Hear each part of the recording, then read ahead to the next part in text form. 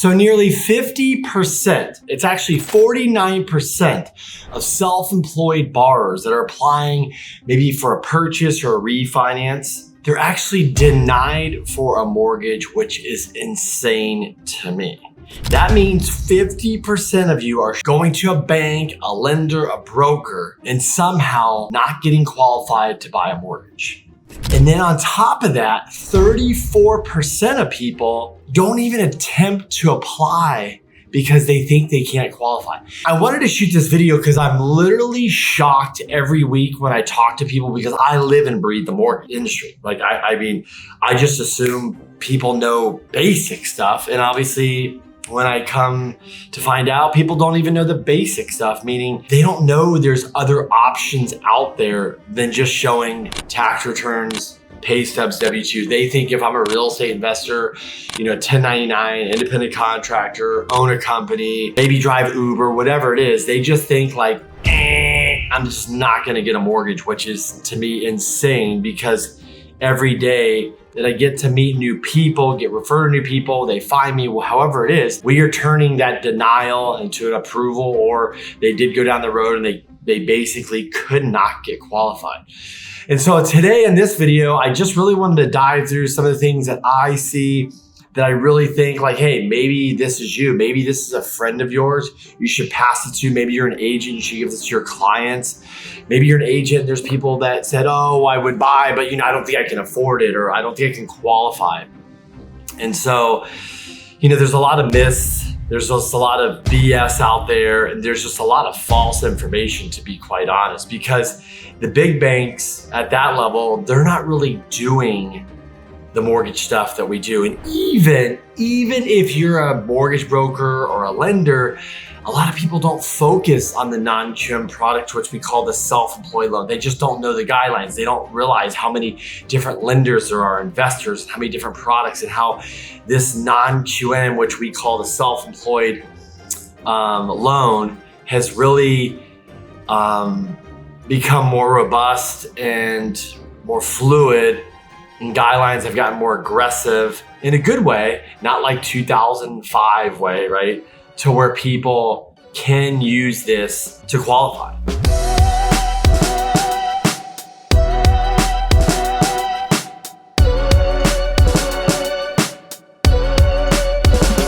And by the way, if we have not, my name is Kenny Simpson. I focus on one-to-four unit financing. I've been a mortgage broker for about 20 years. And helped over 5,000 clients, funded billions of dollars of loans. And I shoot videos like this to help you out, maybe help educate you, guide you, advise you, and just bring more information about the mortgage industry, the real estate industry, qualifying for a loan, maybe buying a home, buying an investment property, refining, all that stuff. And that's kind of the person you're talking to as well. So I've been doing this a long time and help a lot of people. And today I'm talking about the self-employed person because I help tons of self-employed people out daily, weekly. And I'd love to help you out if you're struggling. So here's some of the reasons why you're getting denied and how we can turn that around and get you approved. So number one, banks, when you're going to go to a regular bank, I'm going to tell you what they don't like. They don't like your income to fluctuate. They don't like if you don't have 2 years tax returns. They don't like when you write a lot of stuff off and they can't come up with the income. They don't like that maybe your credit isn't that great. They don't like if you don't have 20, 30% down. They don't like if you don't have a bunch of reserves in the bank, right? There's a lot of don't likes, right? They just don't like it. And as you go higher in the loan amounts for a lot of these banks, they want more down, they want more reserves, they want better credit. The box gets smaller and smaller. And so it just becomes ridiculous. And so for somebody here, let's take the state of California, which I'm in San Diego. If you're self-employed, there's people buying homes that are 1 million, 2 million, 3 million, 4 million, 5 million and up, right? And they need to have options. Not everybody that wants to buy a $4 million home, even if they have the money, they don't want to put 50% down. They like to put 20% down. And then that person might own a business where it's like they did heavy expenses last year, so their tax returns all look good. So they just can't qualify, even though they've been in business 20 years. And it's just like, oh, that sucks. And it's almost like the person that's had great credit for 20 years and something happens, they miss a payment and they're judged on that one late. Their credit now went from 780 to 680, and they're judged on that. And that's the pricing and the bucket they live in, instead of going, well, we should look back at the whole 20 years, right? And so with the self-employed income, if you're that type of borrower and that is your business, which honestly, it's kind of funny because, I always tell underwriters, I said, well, if somebody's a W-2 employee and they go lose their job, they're at more risk to me than somebody self-employed, because they got to go out and get a new job. They've never run a business. They just haven't made money on their own, right? And you'd think that's the bigger risk, the W-2, but no, it's the self-employed person is more risky, because in the lender's experience, your income can be more volatile. And it's like, is the income more volatile, or is it because they just don't want to pay a bunch of taxes? They are smart with expenses and they're building their business so they can write certain things off. And it says, well, that looks like that loss. That looks terrible. It's like, well, that's a one-time loss because they bought something that they don't have to buy, or they're able to accelerate the depreciation. So there's so many different factors when it comes to qualifying somebody for a self-employed loan. So let's break down some of these. So income fluctuation. So a lot of, it is true. Like, they don't like that. But in our world, we deal with a lot of different people that are self-employed. So one of the methods we use to qualify them is a business bank statement loan. And so it could be 12 months. And some people make their money in 3 months, 6 months. Maybe they sell real estate and they sell 2 big properties a year, but they make a lot of money. And so the fluctuation can be okay. We just need to show that that's kind of normal for your business and there's some consistency there, and that you have the ability to continue to make money, right? Number 2, 2 years self-employed. Yeah, that is, everybody loves if you're at least 2 years self-employed or longer. Most of the people that I get have been self-employed more than 2 years, but I do have somebody. Let me give you a perfect example. I've had clients where they've been W-2 at they're a psychologist. They've been W-2 making great money, $500,000 a year. They left that because they wanted to go start their own business. And so they went and start their own business, and now it's told you cannot qualify for a loan. You have not been self-employed for 2 years. And that was a false statement, because we were able to get that person approved with less than 1 year self-employed, less than 1 year bank statements, because the lender was able to make sense of it. And they went from the same field to this, and they're making so much money. It was like, why don't we just do that? I've had people, so that kind of scenario in different industries with people helping them out. So you do not need, with us, 2 years self-employed. 1 year is preferable. 2 years is easier.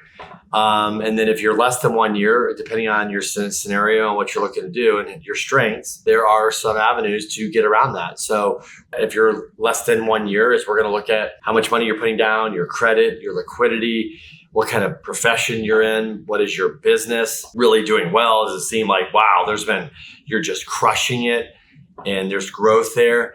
And so we're looking at the overall picture, not just one thing. So that's how we're able to get around it. So if you come to me and you're less than 1 year and you really haven't shown the income, your credits, you don't barely have 20% down, no reserves, and it looks like you're going to stretch, and it's going to be like a stretch to get you in that house and maybe put you in a bad position, then that's probably something that we're not going to want to do, right? But that doesn't mean we can't have a conversation and say, hey, you're almost there, get to the 1 year mark, get to the 2 year mark. But we always have that conversation. I just had somebody talk to, they're going to buy in 6 months. What does that look like? What to get ready for, what to prepare for. And so that person is ready when the 6 months comes. We'll talk again. Hopefully they've got all their ducks in a row and they're ready to buy a house using the self-employed business bank statement loan. So tax write-off, that's one of the big things. That's why a lot of people, especially real estate investors, business owners, that is why they can't qualify, because the tax write-off. They just write too much stuff off. Like I said, they expense things. They're able to write stuff off,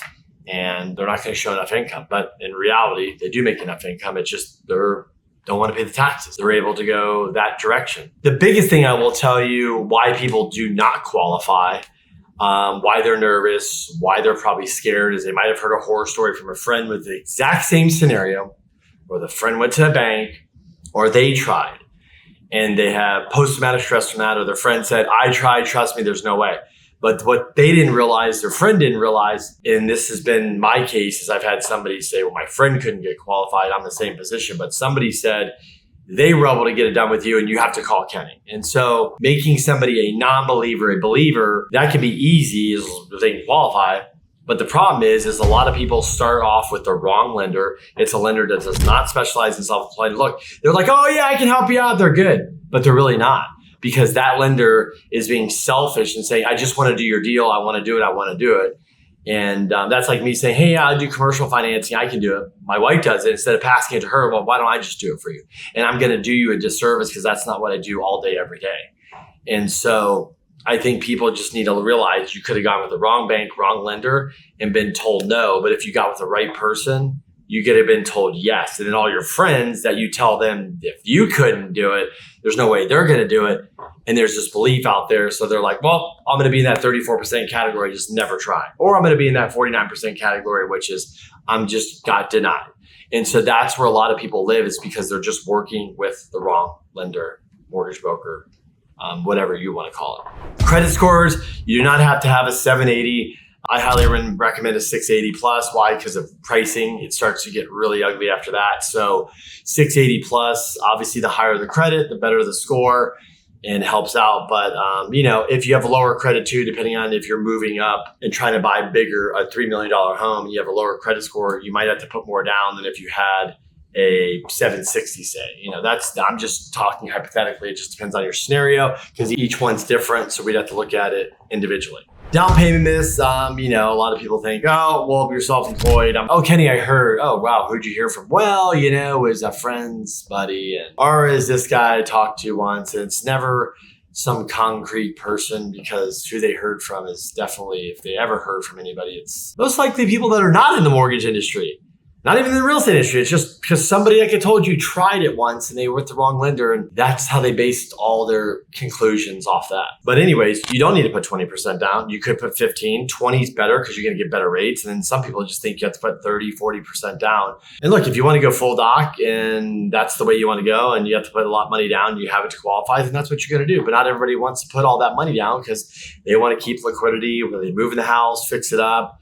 They want to have liquidity for their business, whatever it is, or, rainy day fund, or just have it in savings. So not everybody wants to do that. If you're going to apply and you're self-employed and you cannot qualify full doc, you're not W-2'd, you don't have pay stubs, you just need to make sure you're talking to the right lender. And trust me when I tell you this, if you're talking to the right lender, it's like when people talk to me, they go, wow, I've never had this conversation. They should be proactively asking you questions. They should be guiding you, pulling it out of you. And it should not take 3 weeks for them to get back to you. So you can clearly tell the difference of somebody that's done this or not. They just have the confidence, and they should have a track record of doing this, and they should be able to answer all your questions, and this should just get done. Because sometimes self-employed loans, non-QM loans, we call them, that could be, bank statements, profit and loss, use your assets, DSCR loans, things like that. 30 to 50% of loans have exceptions on them. So to get exceptions, I need to have the story. So when somebody's talking to you as a self-employed potential, I'm going to buy a home, or potential I need to refi, the questions they should ask you is, self-employed, how long, how much money down? What do your deposits look like? Is your business going up or down? How is your credit? Could you go 1 year tax return? Do you put money just in your business, or do you deposit money in your personal? We can use business and personal. Oh, you're self-employed and your wife's W-2. Cool. We can use her W-2. Yes, that's another thing is if you are self-employed and your wife or husband's W-2, vice versa, we can use that W-2. We can use that pay stub, and then we can also use those bank statements. So you might even be W-2'd yourself and have a self-employed side hustle that we need to use bank statements. That might be a possibility to use that too. Again, you should be disclosing everything, give them all your stuff, so that way they can cipher through your information and figure out what is the best direction for you as the homeowner, potential home buyer, refi, or whatever it is, to move forward to buy a property. So with the self-employed loan, you're going to get alternative options to finance, bank statement, profit and loss program, using assets as income. There's DSCR, 1 year tax return, things like that. The other thing is you're going to get flexible guidelines. Like I mentioned is there's interest only. You can close an LLC. You could put less down. We can look at income. We can look at your situation much differently than just this black and white guidelines. Like I said, we can have exceptions. And also too is everybody thinks, and I'll leave you with this, that, it's a self-employed loan, not full doc, the rates are going to suck. That's completely not true at all. The rates don't suck. Are they a little bit higher? Potentially, depends on the scenario. You can be going full doc, putting less money down, have a higher credit score. It's not that great. And somebody over here is going bank statements with a higher credit score. They're going to get a better deal. So rates aren't atrocious. Rates aren't a full point higher necessarily. Like they can be very competitive. Just depends on the scenario, depends on your credit, depends on what you're doing. There's so many options for the self-employed borrower, and there's so many exceptions we can make too. So if you are self-employed, you know somebody's self-employed, and you're not moving forward, you're not giving it a shot, and you wanted to buy investment property, you want to buy a primary, you need a refi, whatever it may be, and you're not even giving it a shot or reaching out, you got to, and reach out to me if I can help. I can at least jump on a call, and I can tell pretty quickly with a phone call, getting your stuff in. We can tell within days once we have all your stuff. It's a quick turnaround if we can do something or not. Hey, we take your bank statements, we send them right to the lender right away. They underwrite them. Even we underwrite them, they underwrite them. Say, hey, how does this look? Are we looking good? Can we use the income? If we need to make exceptions, we take your file, go right to a head underwriter and go, hey, can you do this file? We need an exception here. We don't, submit, get into escrow, submit the file and wait 3 weeks to go up. We have a problem. No, I want to find out if we have a problem up front. I want to know what your bank statement income is up front. So all this stuff, if you're working with a good lender, they should take your file. They should run it up the flagpole up front, get to the decision makers, get you an answer, and you should know whether you can get approved or not. And if you cannot get approved at that time, I will give you steps of how to get approved or what you can do. What are some of the things? We've had people where their parents come on and co-sign. We've had people where a partner comes on and co-sign. We have people where go get more money from a parent to help with the down payment. Many, hey, you just got to work a little bit longer. Those bank statements are a little short. So if you have 69 more days of good deposits, then it'll work. We can really get you an accurate, defined answer once we go through everything of where you stand today or where you need to be in the future to qualify for a self-employed mortgage. So anyways, thanks for watching, guys. Please share this with somebody, because I know I talk to people every friggin' week, if not every day. And so many people need help with this loan and they think they can't qualify. And I know it's super frustrating. There's people literally that make good money, have good money in the bank, and they're renting because they literally think they don't have a W-2 or a tax return or pay stub, and they just think like, that's not me. I'll just continue renting. And when I do finally get to so many of these people and help them, it's great for me because they become a good referral source because they realize we can get this done. And it's another eye-opening thing, realizing how many people just don't realize what's available and how we can help them. So anyways, guys, thanks for watching. We'll talk to you soon.